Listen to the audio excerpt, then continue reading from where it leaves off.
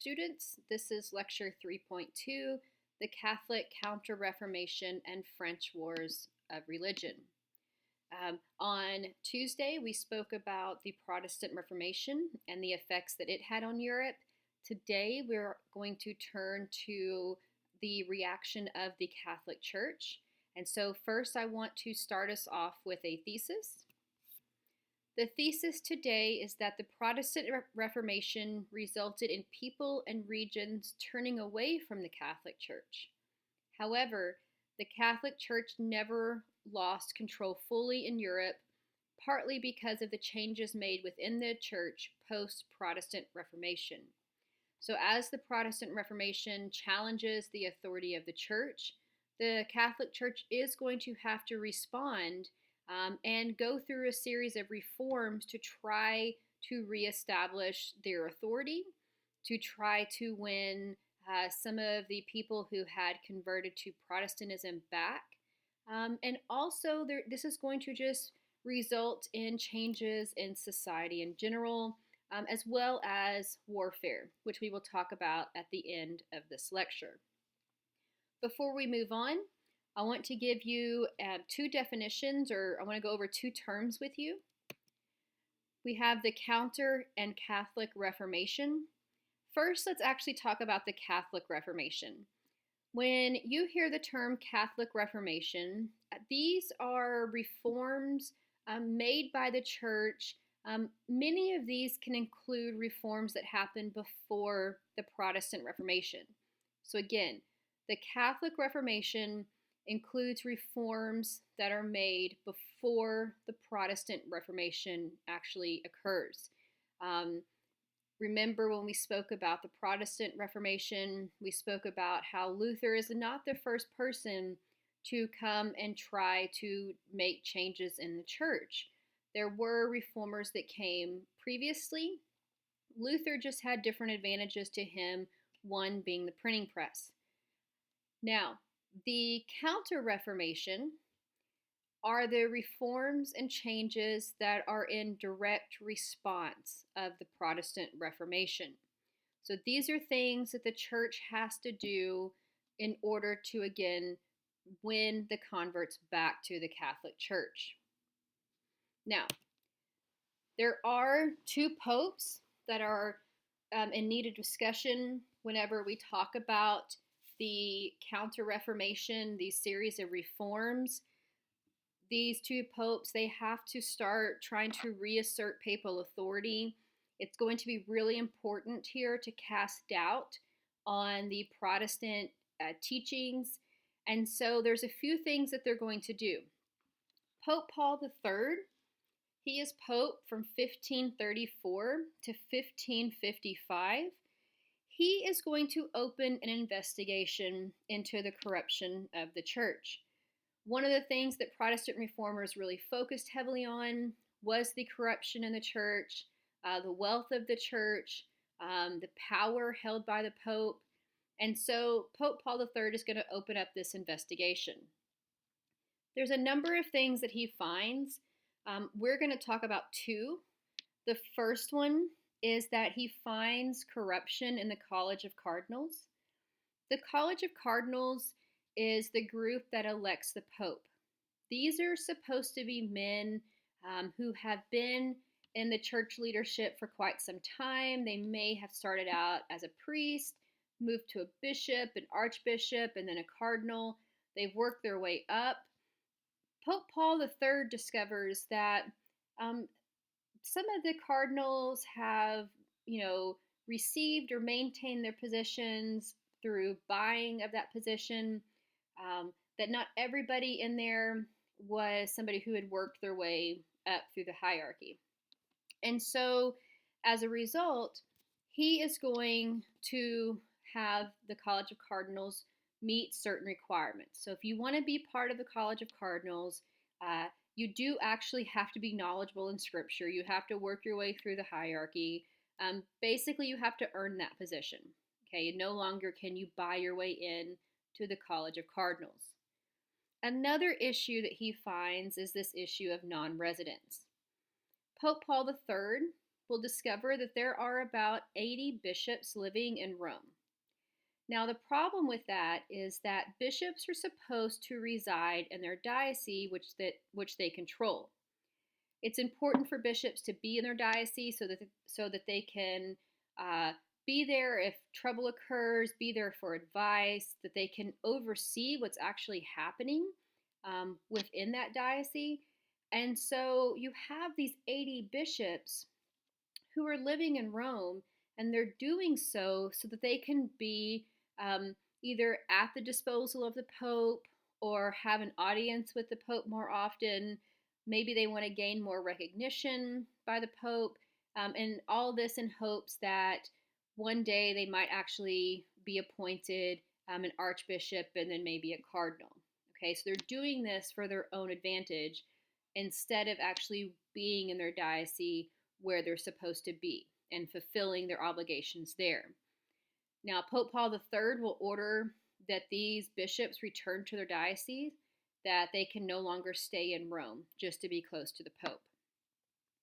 One really important thing that Pope Paul III begins is the Roman Inquisition. Now, the Roman Inquisition is different from the Spanish Inquisition. The Spanish Inquisition was in Spain during the 15th century.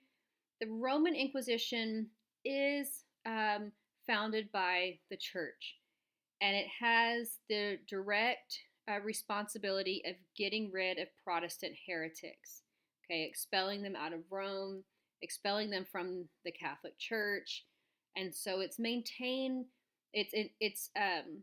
created to maintain Catholic orthodoxy and to protect the church. Okay, so you have this Roman Inquisition that's began by Pope Paul III. Now, Pope Paul IV, he is Pope from 1555 to 1559, and he continues this work of strengthening the Catholic Church. One thing that he actually starts is the Index of Forbidden Books. This is a group of books that are forbidden by the Catholic Church. The Catholic Church will begin to censor books that they believe either challenge the church's authority or that the church sees as dangerous to faith and morals. So it's obviously going to include authors like, the Protestant reformers, Luther, Zwingli, and Calvin, but it also includes political scientists like Machiavelli. It's going to include most natural philosophers, which today we would call those scientists. So the picture here on the screen is Galileo facing the Roman Inquisition. Galileo was put in front of the Roman Inquisition because of his scientific theories. He was charged as a heretic. And so if you were caught either producing or reading these books, you did have a chance of going in front of the Roman Inquisition. And that could actually lead to death. Okay, so one of the things I want you to think about here is think about Menachio and the Cheese and the Worms and how he is treated by the church. What is he reading?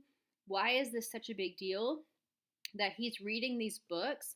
And so think about all of this in the context of the Roman Inquisition and the Index of Forbidden Books.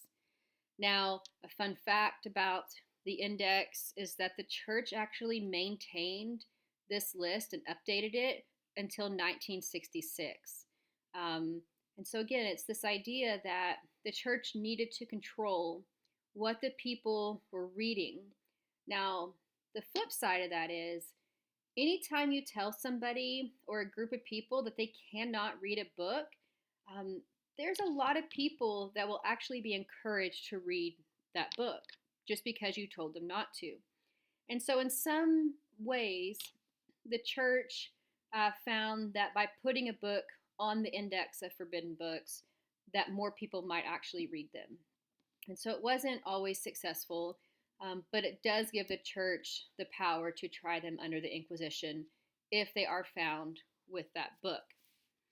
Now, on top of all of these reforms that are taking place, one of the biggest things that happens under the Counter-Reformation is the Council of Trent. in 1545 to 1563. So the Council of Trent was created by Pope Paul III in 1542. So notice that he calls for this in 1542, but it's delayed for several years, partly because of weather, partly because it's hard to get all these people to come together. But it does finally meet for the first time in 1545. Now, there are a series of over 25 sessions over the next several years, all the way through 63. And basically, the Council of Trent will condemn the errors of Protestant teaching. So the whole purpose is to come together and, number one, reassert the Catholic Church's authority, and number two, condemn Protestant teaching. So some of the results of the Council of Trent. First thing it does is it denied the Lutheran idea of justification by faith. So when we spoke about Luther on Tuesday, we spoke about his 5 solas. One of those was that you are saved by faith alone. The Catholic Church will counter this and say, no, you're not just saved by faith alone, but you're actually also saved by your good works and adhering to the sacraments. Okay? So they are going to go against the idea that you are saved by faith alone, that you actually have to do things to be saved as well. You have to participate in these good works and these sacraments. Another thing the Council of Trent will do is it will affirm the existence of purgatory. Many of the Protestant teachers pointed out that there is nowhere in Scripture that purgatory is mentioned, and taught that it is a Catholic invention. And the Catholic Church here will say, no, purgatory does exist, and that if you use prayers and indulgences, you can actually lessen your time in purgatory after death. Okay, so they're going to reaffirm this idea of purgatory.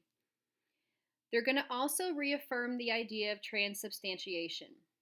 Now, we haven't talked much about transubstantiation, but it is the idea that as you participate in the Eucharist or communion, that the bread and the wine turn into the body and the blood of Christ. Now, transubstantiation doesn't actually mean that they literally change like their physical form in your hand, but the process of participating in the Eucharist is so symbolic. It is just like taking the body and blood of Christ. Okay? So Protestant reformers looked at the Eucharist and said, well, it is a symbolic action, but it's just the bread and the wine. And the Catholic Church here will go back and say, no, it is the body and the blood of Christ. By participating in that, you are participating in a very similar fashion the way that the disciples did. Okay? So it does reaffirm this idea of transubstantiation. The Council of Trent will also reaffirm the authority of Scripture and the teachings of the Church. So here you have the Church challenging the idea that Protestant reformers put forth that all Christian knowledge can be found in Scripture. Everything we need to know can be found in Scripture. The Catholic Church here goes back and says, yes, while Scripture is important, there are traditions of the Catholic Church that are just as important. Okay? So this culture that the Church built, these ceremonies, rituals, so all these rich traditions, according to the Catholic Church, were just as important to adhere to. Now, the last thing we'll talk about here is religious art. Religious art, if we recall when we talked about the Protestant Reformation, Zwingli, actually one of the reformers who comes out against the use of religious art. He will note that it is important that people's attention be fully on what's happening in front of them, on the lesson, on scripture, and not sidetracked by looking at all of the art displayed in the church. The Council of Trent here will come out and say that religious art is still incredibly important. Now, the Catholic Church uh, is still based in Latin. The Mass is still in Latin. The Scripture is still in Latin. And even though literacy rates have gone up, people are not speaking Latin. Okay, so religious art is still important to them. Now, because people are not speaking Latin, um, the images, whether they are sculptures, paintings, or even stained glass, help people understand the lives of the saints and the miracles that are present in the Bible and what Scripture says about certain things, how people should live. And so here the Council of Trent is reaffirming that religious art is important and that it absolutely should be displayed in church. Now, you have the Council of Trent, you have all these reformers that try to, or these reforms that the popes put forward. But then you have one organization that is going to be incredibly responsible for continuing this Counter Reformation, and these are the Jesuits. The Jesuits are started by Ignatius Loyola, and he will live from 1491 to 1556. He is a Spaniard and a soldier. Ignatius actually gets injured on the battlefield, and he's not too much of a religious man before that, but he will start reading more. He will promise that if he is healed, that he will devote his life to the service of the church. And when all of this Reformation is happening, this Protestant Reformation, he realizes that there's some things that he can do to help. So once he is better, Ignatius will travel to Rome and he will meet with Pope Paul III, and they will agree that Ignatius can start the Society of Jesus. We shorten that to Jesuits, okay? So he starts the Society of Jesus, and this Jesuit order becomes the backbone of the Counter-Reformation. Jesuits will act as foot soldiers for the Pope. They're going to point out the faults within the Protestant Reformation. One of the things they're going to really point out is this idea of predestination. And how do you know if you're predestined? What if you're not sure if you're predestined? If that's occurring in your mind, if there's any doubt, that can create a lot of fear. Whereas at this point, the Catholic Church, there's the good works and the sacraments and all the things that you can do to try to ensure your salvation. Loyola is going to start working with a lot of the princes and dukes throughout Europe, trying to convert them back to Catholicism. The Jesuits become missionaries. This becomes one of their most important roles. They will be sent out by princes and dukes over Europe, and they'll be sent, throughout Europe, Africa, Asia, the New World. By the time that Ignatius Loyola dies, there were already about 1,000 missionaries, Jesuit missionaries working throughout the world. So this Jesuit order takes off quite rapidly, and it becomes incredibly important. It's a tool that's used to convert people back into the church or to have new converts. And so Europe being very religiously divided, these Jesuit missionaries will start going out with explorers and trying to convert natives in these new lands that are being discovered. Now, I said missionary work was one of the most important work of the Jesuits was education. Most Jesuits in some form or fashion were educators. Jesuits are going to be responsible for setting up lots of schools. They're going to teach about religion, but they're also going to teach young men, we're talking about young men here, They're going to teach, young men how to be civil servants, to hold positions of leadership. The Jesuits believed that uh, through religious and civil education that you could improve society. So there are still universities today, still Jesuit schools and universities today, even in North America. It was the Jesuits who came with the conquistadors to Central and South America when they start discovering that area. So the missionaries that came with them, they're Jesuits. So they do have this tremendous impact on the Counter Reformation and bringing in new converts. And again, working with the dukes and princes of Europe to reconvert people back into to the Catholic Church. So the Protestant and the Catholic Reformation have these political consequences. The next thing we're going to talk about are these political consequences and how they're actually going to lead to warfare. Now, before we move on to that, I want to show you a map here. This is Europe in the 16th century. Now, what you're going to notice is in the center, there are these small little city-states, and there is an outline in purple. Everything that is outlined in purple is part of the Holy Roman Empire.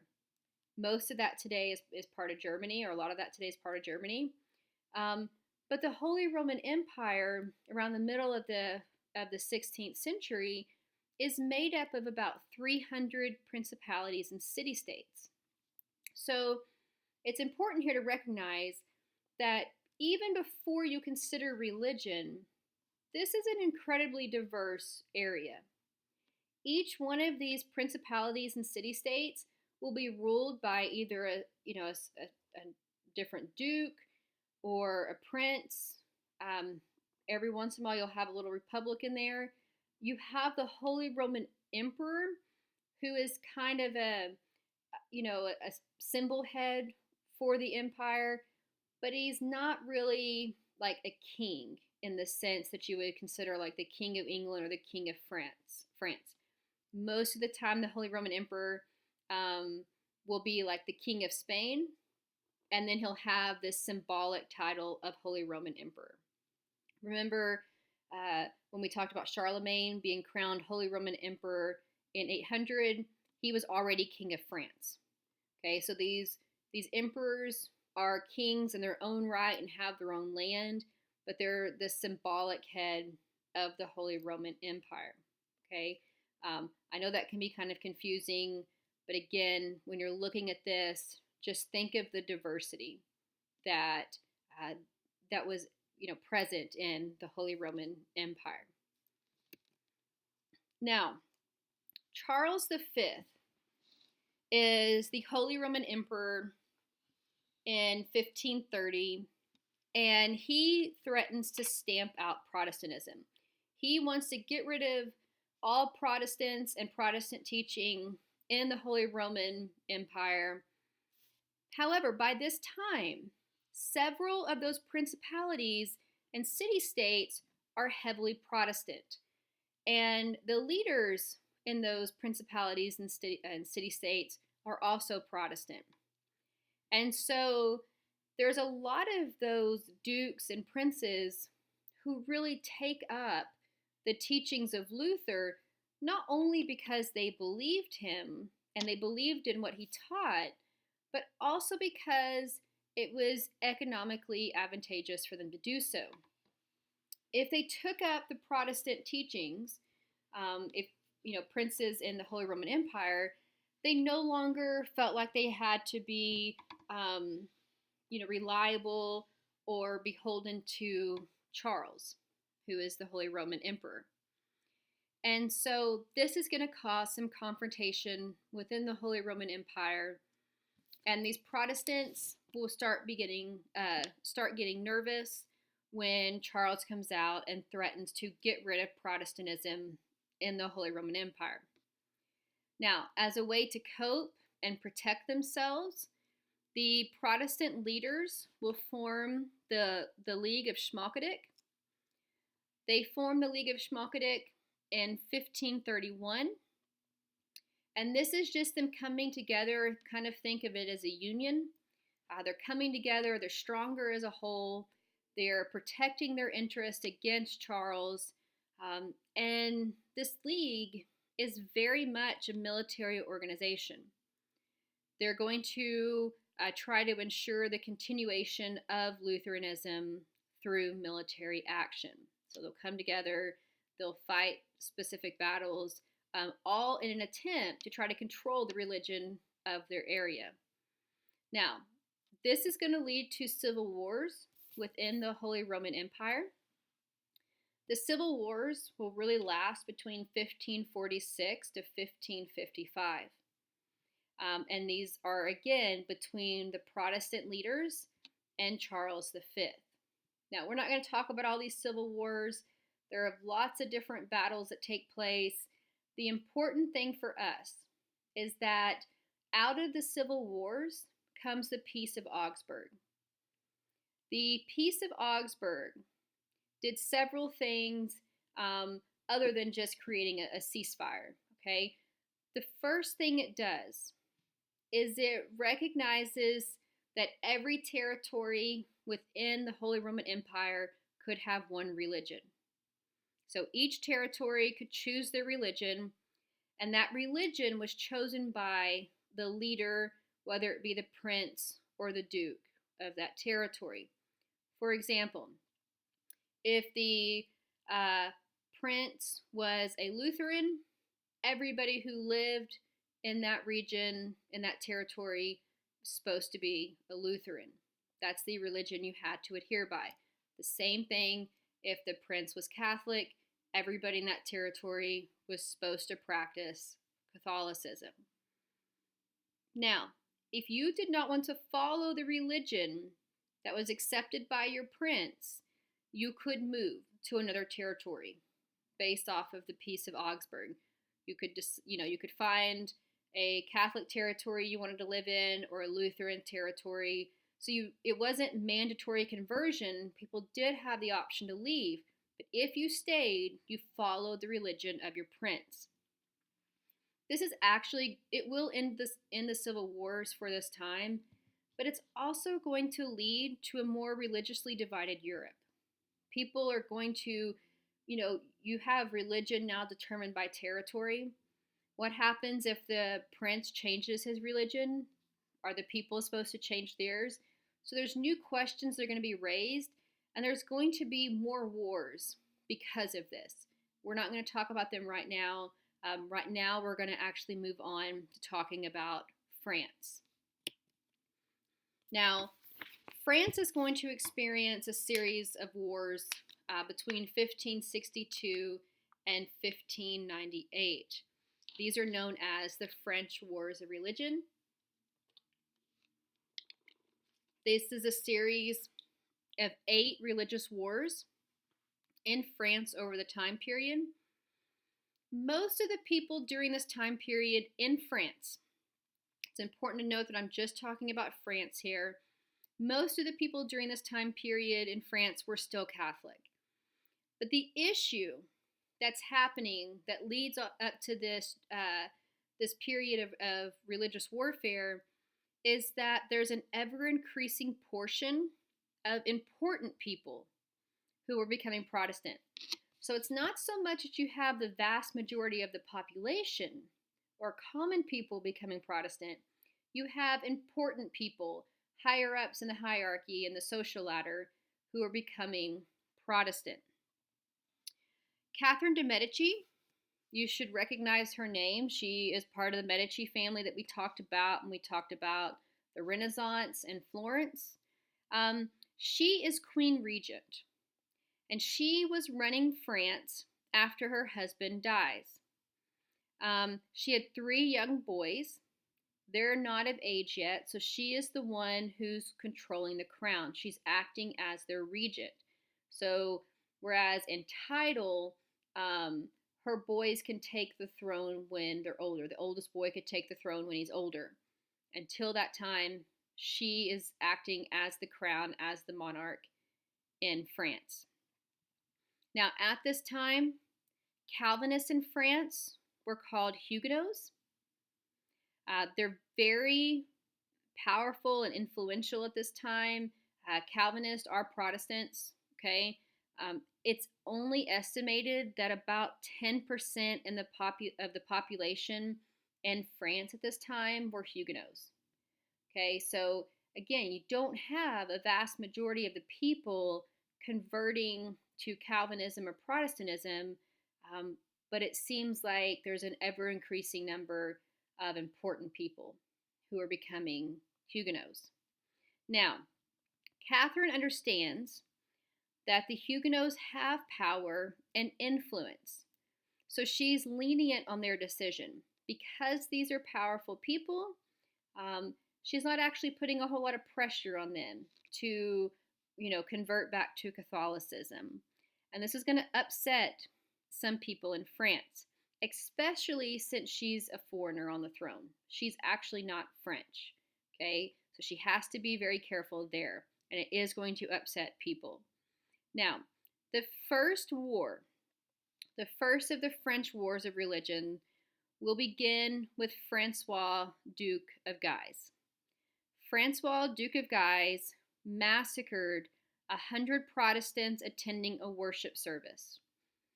The Guise family controlled Paris at the time and aligned with the Pope. So this is a family who is allegiant to Catholicism. And so Francois will massacre these 100 Protestants. They were meeting in a barn, having a worship service, and he murders about 100 Protestants. He did this because Catherine was being lenient to the Protestants Huguenots, so the Calvinist Huguenots. So he does this in retaliation. Now, once this happened, Louis de Bourbon called upon the Protestants to take up arms.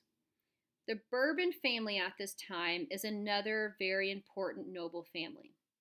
Okay, so Louis de Bourbon calls upon Protestants to take up arms after this massacre, and it's going to begin, like I said, the first French wars of religion.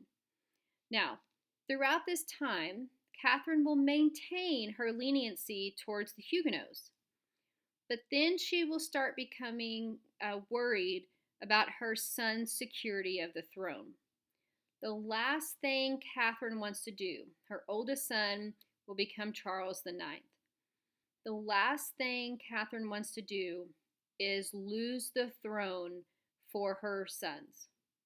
She does not want to be overthrown.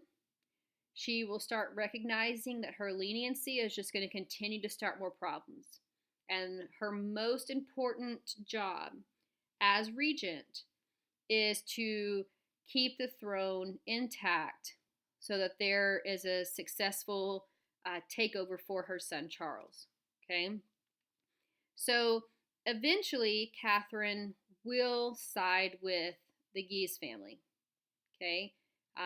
Remember, Francois was the one who aligned with the Pope, who massacred the Protestants. She is going to side with the Guise family, and she turns on the Huguenots and gains Catholic support.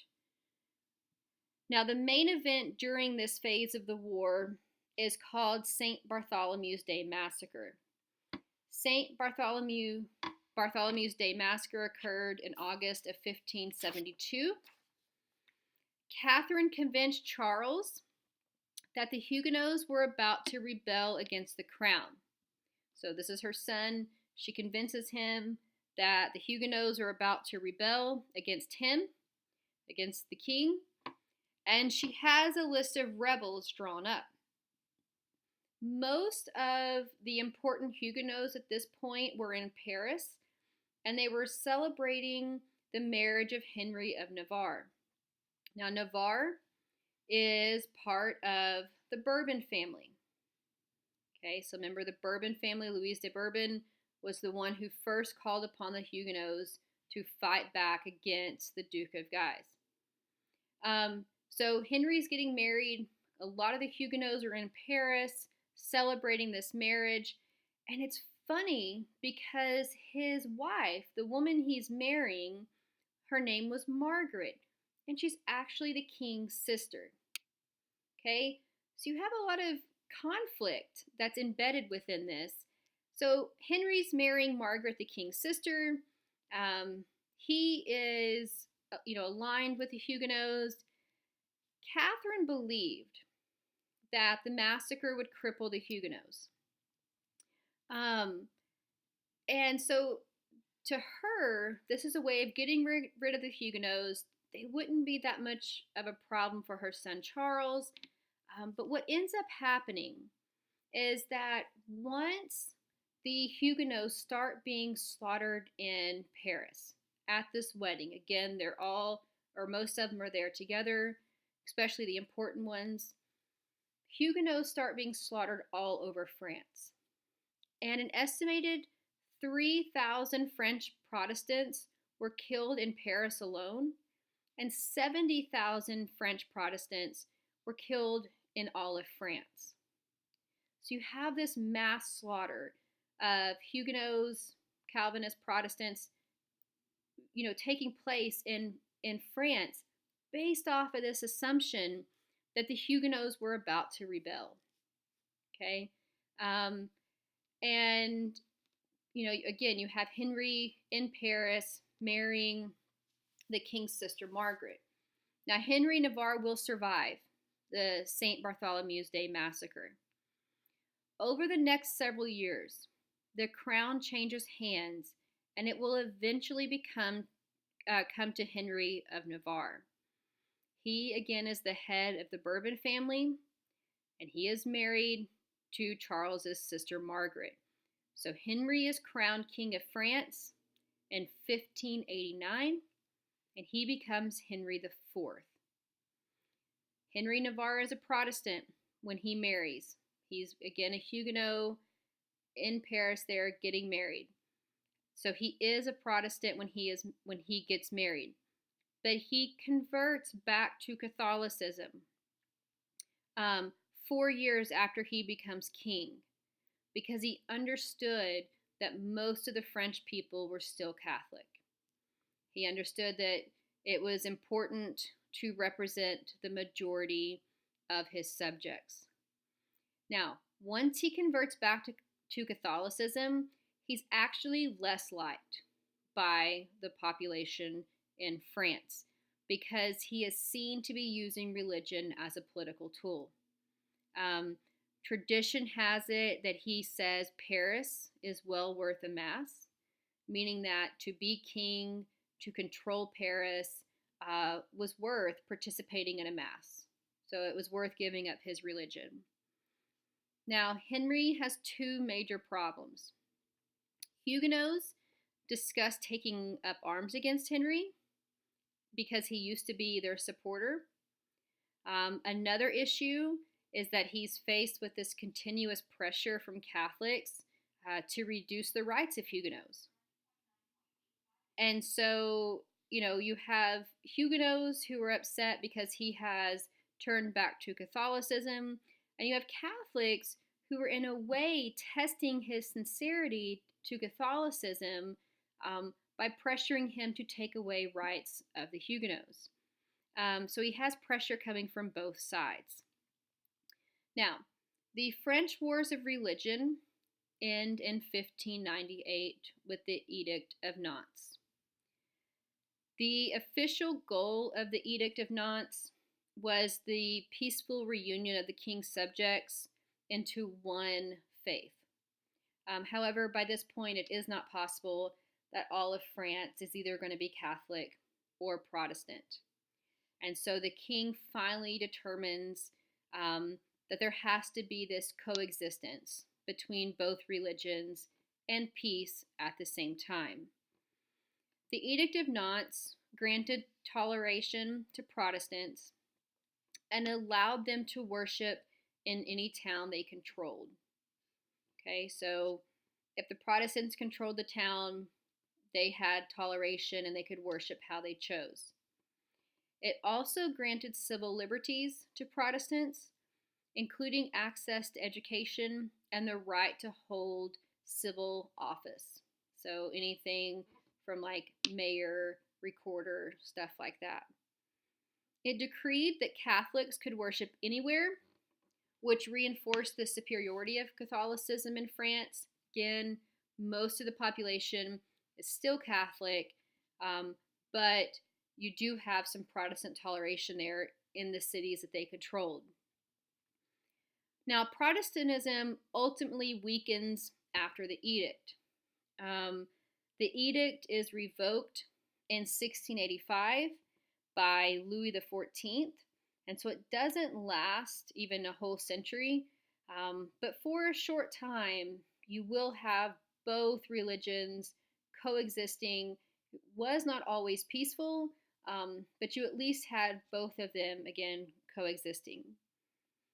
Now, the mainland Europe was not the only place to experience religious turmoil. England also had a Reformation of its own, but it and the resulting changes in the church resulted from political turmoil, not religious devotion. And so when we come back to class, when we start back next Tuesday, we will talk about the English Reformation in lecture 3.3. Now, again, I want to remind students here of a few things. On Tuesday of next week, you will not have class. You will be able to finish the cheese and the worms. And on Thursday next week, November 7th, you will have the quiz on the cheese and the worms on Blackboard during your regular class time.